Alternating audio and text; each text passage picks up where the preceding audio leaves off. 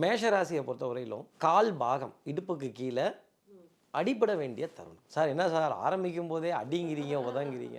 இல்லைங்க, நெகட்டிவாக சொல்லணுங்கிறதெல்லாம் ஆசை இல்லை. இது பலன் ஃபஸ்ட்டு இருக்கும். கால் பாதித்த கிரகம் உங்களுக்கு நெருக்கத்தில் இருக்குது, அப்போ அயன சயன போகத்தில் இருக்குது, என்ன பண்ணும்? கால் பாதிப்பை கொடுக்கும். இவ்வளோதான். நெகமாவது லேசாக அடிபட்டு கீறி ரத்தம் வரக்கூடிய பாதிப்பு மேஷராசிக்காக இருக்கும். மேஷராசி நேயர்களுக்கு வாகன பிரயாணங்கள் சந்தோஷம் தரும்.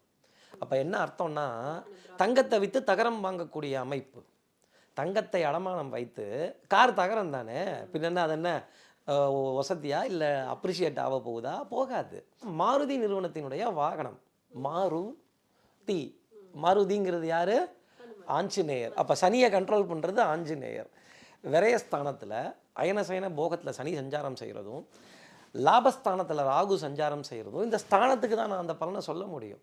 அப்போ சுகபோகங்களை ப்ளஷர் மகிழ் உந்து.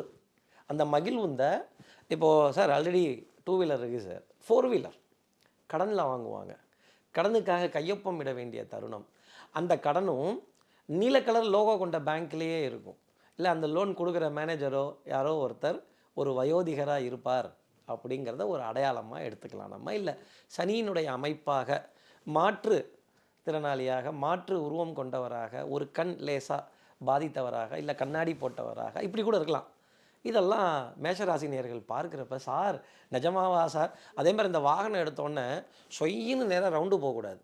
நல்ல ஒரு ஹனுமன் சுவாமியினுடைய சன்னதி, ஹனுமன் சுவாமியினுடைய ஆலயத்தில் ஒரு பூஜை போட்டு, அதுக்கு ஒரு மாலை போட்டு, ஏன்னா கண்ணு பட்டு போயிடும், திருஷ்டி பட்டு போயிடும், அதை எடுத்துக்கிறது நல்லது.